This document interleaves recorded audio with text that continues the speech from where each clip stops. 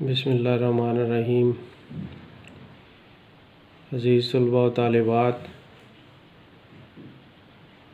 امید واثق ہے کہ آپ سب بخیریت ہوں گے اور آن لائن کلاسز سے استفادہ کر رہے ہوں گے۔ آج کے اس آن لائن لیکچر میں ہم مکتوب نگاری یا خطوط نویسی کے بارے میں پڑھیں گے۔ تو خط جو ہے وہ عربی زبان کا لفظ ہے جس کے معنی تحریر، نامہ، لکیر، نشان، مکتوب یا چٹھی کے ہیں۔ ادبی اصطلاح میں اگر ہم دیکھیں تو خط سے مراد دو اشخاص کے درمیان تحریری رابطہ ہے۔ غالب نے خط کو نصف ملاقات کہا ہے، لیکن دور جدید میں مواصلاتی نظام میں ترقی کے باعث خط لکھنے کا رجحان بہت کم ہو گیا ہے۔ خطوط کی کئی اقسام ہیں، جن میں نجی خطوط، کاروباری خطوط، سرکاری محکمہ جات کے درمیان رابطے کے خطوط، عمومی خطوط اور رسمی خطوط شامل ہیں۔ آج ہم خطوط نویسی کے درست طریقہ کار کے حوالے سے امتحانی نقطہ نگاہ کو سامنے رکھتے ہوئے پڑھیں گے۔ تو امتحانی لحاظ سے دیکھا جائے تو ہمیں چند عوامل کا خاص طور پر خیال رکھنا ہوتا ہے۔ صفحہ کے دائیں طرف خط لکھنے کا مقام درج کیا جاتا ہے۔ طلباء کے لیے یہ مقام امتحانی مرکز ہے، اس لیے امتحانی مرکز کے الفاظ تحریر کرنے چاہیے، جبکہ کمرہ امتحان لکھنا غلط ہے، کیونکہ کمرہ پرتگالی یا اطالوی زبان کا لفظ ہے، جبکہ امتحان عربی زبان کا لفظ ہے۔ دو مختلف زبانوں کے الفاظ مرکب نہیں بن سکتے، اس لیے مناسب یہی ہے کہ کمرہ امتحان کی بجائے امتحانی مرکز تحریر کیا جائے۔ امتحانی مرکز تحریر کرنے کے بعد، جو کہ مارکر سے تحریر کیا جائے گا، اس کے بعد اس کے نیچے والی سطر میں ہم تاریخ درست انداز میں تحریر کریں گے۔ تاریخ لکھتے ہوئے مہینے کا نام ہمیشہ الفاظ میں اور تاریخ اور سال ہندسوں میں تحریر کیے جائیں گے، جیسے 16 فروری 2021۔ جس کو خط تحریر کیا جا رہا ہے اس کے لیے مناسب الفاظ یعنی القاب ہم تیسری سطر میں تحریر کریں گے۔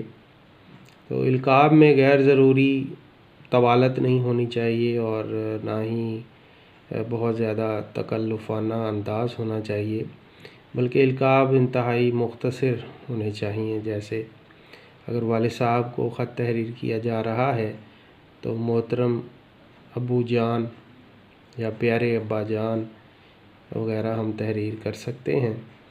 تو القاب کے آخر میں ندائیہ کی علامت استعمال ہوتی ہے۔ اس کے بعد صفحہ کی چوتھی سطر میں ہم دائیں طرف آداب یعنی السلام علیکم تحریر کرتے ہیں۔ اس کے بعد پانچویں سطر سے خط کا نفس مضمون اقتباس کی صورت میں تحریر کیا جاتا ہے۔ تو نفس مضمون میں 3 اہم حصوں کو یا 3 اہم اجزاء جو ہیں ان کا خاص طور سے اہتمام کیا جانا چاہیے۔ اس میں سب سے پہلے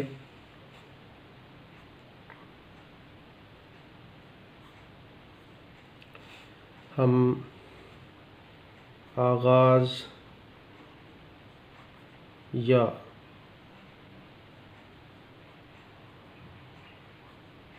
تمہید میں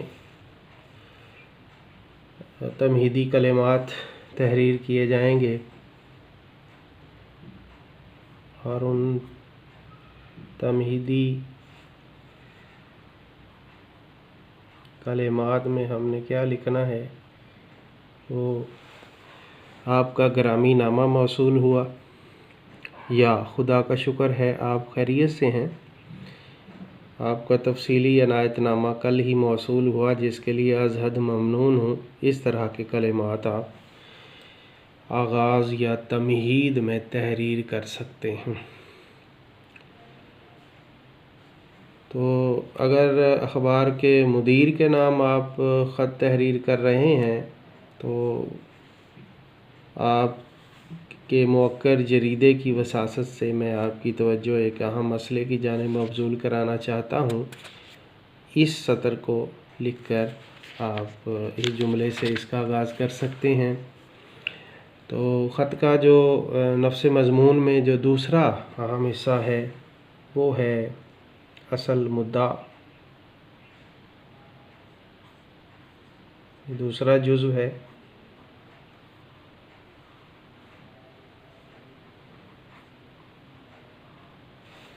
تو اصل مدعا میں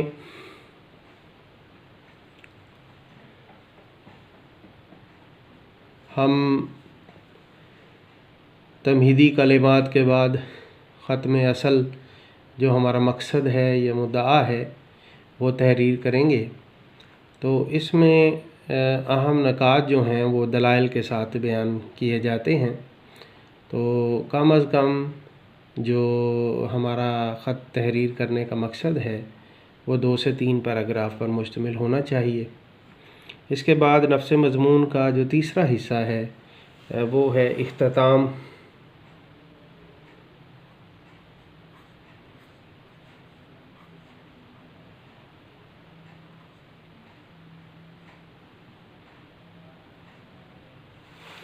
تو اختتام میں خط کو ظاہر ہے اچانک ختم نہیں کیا جا سکتا، بلکہ ختم کرنے سے قبل آخری جملوں کے بعد چند اختتامی کلمات تحریر کیے جاتے ہیں، اور عام طور پر یہ اس طرح آپ جملے اس طرح لکھ سکتے ہیں: آپ کی بخیریت واپسی کے لیے ہم سب دعا گو ہیں، امید ہے آپ میرے خط کا جواب جلد عنایت فرمائیں گے۔ اس طرح اگر سرکاری محکمہ جات میں آپ خط تحریر کر رہے ہیں تو اس کے لیے آپ لکھ سکتے ہیں کہ امید واثق ہے کہ آپ میری درخواست پر ہمدردانہ غور فرمائیں گے۔ اگر اخبار کے مدیر کے نام خط تحریر کیا جا رہا ہے تو خط کے اختتام میں آپ یہ جملہ تحریر کر سکتے ہیں: امید کرتا ہوں کہ آپ میری درجہ بالا تجاویز پر ہمدردانہ غور فرمائیں گے۔ اسی طرح خط کے اختتام پر صفحے کے بائیں طرف والسلام کا لفظ تحریر کیا جانا چاہیے، اور اس کے نیچے والی سطر میں بائیں طرف خط تحریر کرنے والے یعنی مکتوب علیہ سے رشتہ اور نام درج کیا جانا چاہیے۔ خط کی جو مجموعی طور پر زبان ہے وہ سادہ اور تکلف سے مبرہ ہونی چاہیے۔